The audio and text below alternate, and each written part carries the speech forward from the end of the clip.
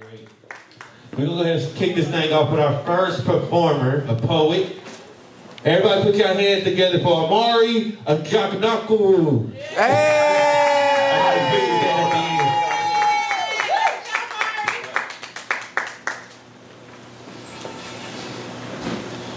The second thing I'm going to do is read from this poetry book I wrote. The first thing I'm going to do is talk to you guys a little bit.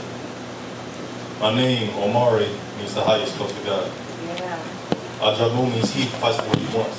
And Ajanaku means freeing wealthy people. It's from Kenya in East Africa. So this area over here stood out to me the most. So I'm going to sit down and talk to him a little bit. Ladies, I see you. Mic check, mic check. Ladies, I see you. I see how you working hard and how you live your truth.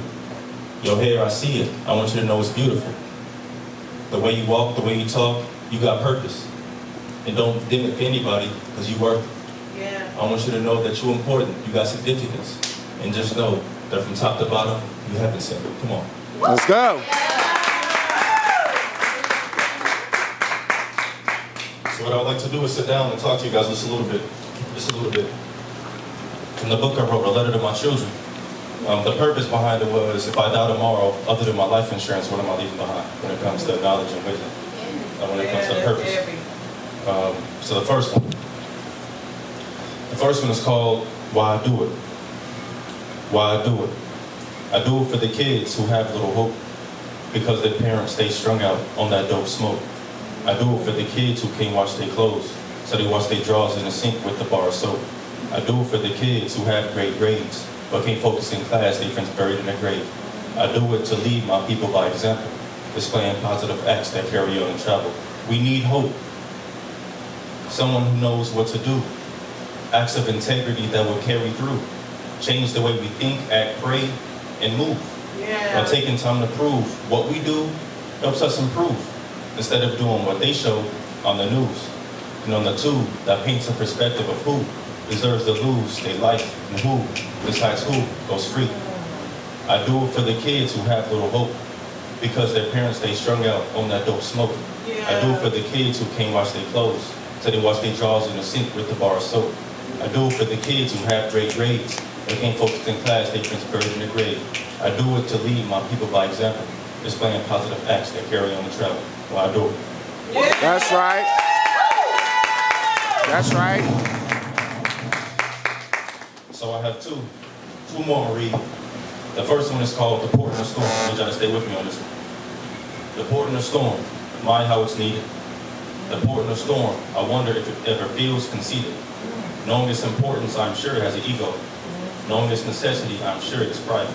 Yet the port in the storm, you are so humble and so down to earth, never drawing too much attention unless necessary. The port in the storm, you are meaningless, but so consistent and reliable. You come through when people need you the most. Lives depend on you doing your job, and yet the port in the storm, thank you for what you do. But currently, there is no storm, so we won't be needing you. Actually, port in the storm, you are not important unless there is mayhem. So one could say that you are only useful amidst destruction and dysfunction.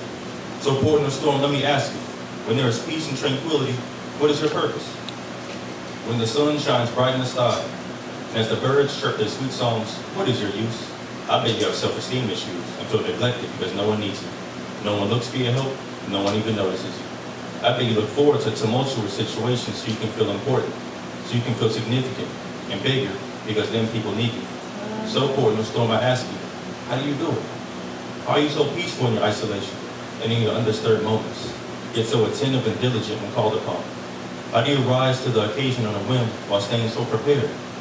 How do you remain so confident and sure-footed even when all others waver? The port in the storm, I hate you. I despise what you stand for. Yet at the same time, I cherish you and thank you for your dependability. The port in the storm, I pray you never leave, while at the same time, I want nothing to do with you. I want you to cease to exist. Promise you will never leave me, port in the storm. Get away from me, port in the storm, and never come back until I need you. But I will always need you, while never needing you. The port in the storm. That's right.